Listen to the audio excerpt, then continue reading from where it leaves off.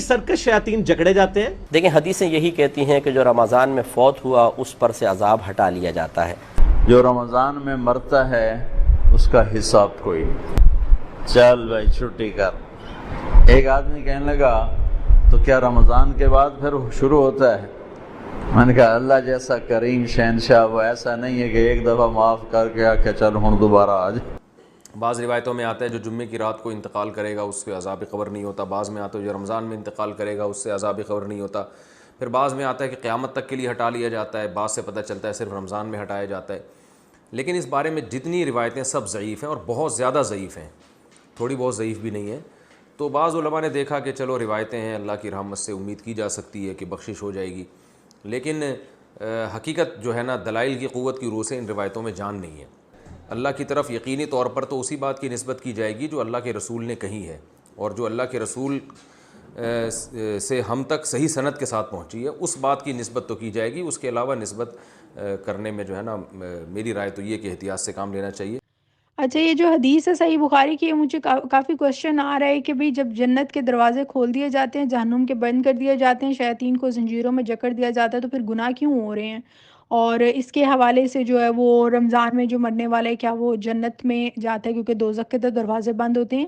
یہ حدیث جو ہے یہ متن میں بھی ٹھیک ہے, اس کی سند بھی بالکل ٹھیک ہے, مگر اس کا مفہوم وہ نہیں ہے جو آپ لوگ سمجھتے ہیں یا علماء جو ہمارے کچھ ہیں وہ اس طریقے سے سمجھاتے ہیں. یہ اس کا بات یعنی کہ نبی علیہ السلام کا جو بات کرنے کا یعنی سمجھانے کا جو طریقہ ہوتا تھا وہ یہ ہوتا تھا, یا اس حدیث کا جو مفہوم ہے وہ یہ کہ جو انسان جو ہے وہ اللہ کے اسلام کی تعلیمات کے اوپر عمل کرے گا, رمضان میں جو اپنے تقوی کے اوپر جو ہے وہ مضبوط رہے گا اور اللہ تعالیٰ کی شریعت کے مطابق عمل کرے گا, تو اس کے لیے جنت آسان ہو جائے گی. یعنی وہ اپنے اوپر جہنم کے دروازے بند کر لے گا. یہ کوئی وہ فزیکلی وہ ایک پورا سین نہیں ہے کہ بھئی کوئی جنت کا کوئی دروازہ ہے وہ بند ہو رہا ہے اور جہنم کا دروازہ وہ بند ہو رہا ہے, جنت کا کھل رہا ہے اور جو مرے گا وہ سیدھا جنت کے اندر جو ہے وہ لینڈ کرے گا. ایسا اس میں کوئی ایسا کانسیپٹ نہیں ہے. ہر انسان اپنے اعمال کے مطابق اس کو جنت جہنم ملے گی. اس کا جو نبی علیہ السلام کی جو بات کرنے کا مقصد ہے وہ یہ کہ بھئی وہ جو شیاطین جو زنجیروں میں جکڑ لیے جاتے ہیں وہ یعنی کہ جو انسان اپنے اوپر جو ہے وہ حلال کو بھی حرام کر لیتا ہے. یعنی کہ ہم روزے کی حالت میں کیا کرتے ہیں کہ یعنی کہ مباشرت بیوی سے جو ہے جماع جو ہے وہ حلال ہے نا, تو روزے کی حالت میں حرام ہو جاتی ہے. کھانا پینا حلال ہے مگر ہم حرام کر لیتے ہیں اپنے اوپر, تو ہم اللہ کے لیے وہ قربانی دے رہے ہوتے ہیں. تو یہ ایک وہ پریکٹس ہے جو ہم لوگوں نے غیر رمضان کرنی ہے کہ ہم نے حرام چیزوں سے بھی بچنا ہے. تو جو انسان اس پریکٹس کو کرتے ہوئے اپنا پوری زندگی گزارتا ہے, یہ پریکٹس کا منتھ ہے.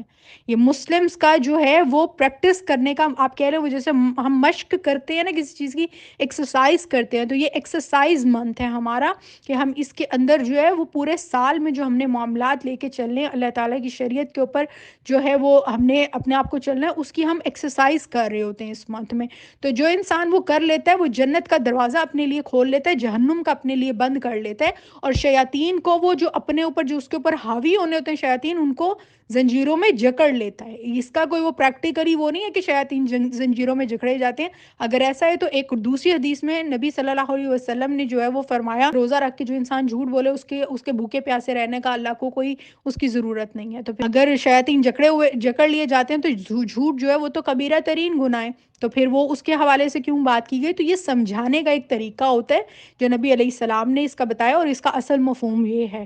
مطلب یہ جو لوگ بیٹھ کے کہانیاں کروا رہے ہوتے ہیں جی شیاطین جکڑے گئے ہیں اور سارا کچھ ہو گیا, یہی ہو رہا ہے, تو سب سے زیادہ تو گناہ ہی رمضان میں ہو رہے ہوتے ہیں. آپ صرف زنا کو اور بدکاری بے حیائی کوئی گناہ سمجھتے نہیں, جھوٹ بولنا بھی جو ہے وہ گناہ ہے, زبان کا غلط استعمال بھی گناہ ہے. روزہ رکھ کے سب سے زیادہ لوگوں کی دل آزاریاں کی جا رہی ہوتی ہیں, زبان سے چیرا جا رہا ہوتا ہے, لوگوں کو چھلنی کیا جا رہا ہوتا ہے, مال کے لین دین میں دیکھیں کیا معاملات ہوتے ہیں, لوگوں نے ذخیرہ اندوزی کر کے جو ہے وہ بلیک میں مال جو ہے وہ بیچ رہے ہوتے ہیں رمضان میں, وہ ان کے شیاطین کی در جکڑے ہوئے جاتے ہیں. تو ایسا نہیں ہے, اس حدیث کا یہ مفہوم ہے, اور اس کو جو ہے وہ قرآن کے متن قرآن کی روشنی میں رکھ کے آپ اس کو دیکھیں اور نبی علیہ السلام کے جو فرامین ہیں، جو احادیث ہیں، ان کے متن چیک کرنے ہوتے ہیں، ان کی سند چیک کرنی ہوتی ہے، پھر جا کر اس کے مفہوم کو جو ہے وہ دیکھنا ہوتا ہے کہ یہ کس موقع محل میں بات کی گئی ہے، اس کا مقصد کیا ہے بات کرنے کا۔ تو یہ میں نے آپ کو سمجھا دیا۔ اور یہ جو کہانی کروائی جاتی ہے کہ جی جو رمضان میں مرا ہے وہ دیکھیں جی سیدھا جنت میں گیا ہے، اور جو ہے وہ بغیر حساب کتاب وہ پہنچ گیا، جنتی ہو گیا، نہیں، یہ جنت جہنم کا فیصلہ جو ہے نا وہ اللہ تعالیٰ نہیں کرنا ہے، وہ اعمال کے اوپر ہونا ہے، چاہے کوئی رمضان میں مرے یا غیر رمضان جائے۔ جو جنت جہنم ہے نا وہ اللہ تعالیٰ نے آپ کے اعمال کے اوپر آپ کو دینی ہے۔ تو اللہ تعالیٰ ہم سب کو جو ہے وہ رمضان المبارک میں جنت کے دروازے اپنے لیے کھولنے، جہنم کے دروازے اپنے لیے بند کرنے، اور شیاطین جو ہمارے اوپر حاوی ہوتے ہیں ان کو زنجیروں میں قید کرنے کی جو ہے وہ توفیق عطا کرے۔ سارے جو غیر رمضان ہے وہ بھی ہول لائف جو ہے وہ ہمیں اللہ تعالیٰ اپنی اطاعت اور نبی صلی اللہ علیہ وسلم کی اتباع پہ زندگی گزارنے کی توفیق عطا کرے، اور ہمارا جو خاتمہ ہے وہ ایمان پہ ہو۔ میں امید ہے کہ اس حدیث کا صحیح مفہوم جو ہے وہ بیان کر سکی ہوں۔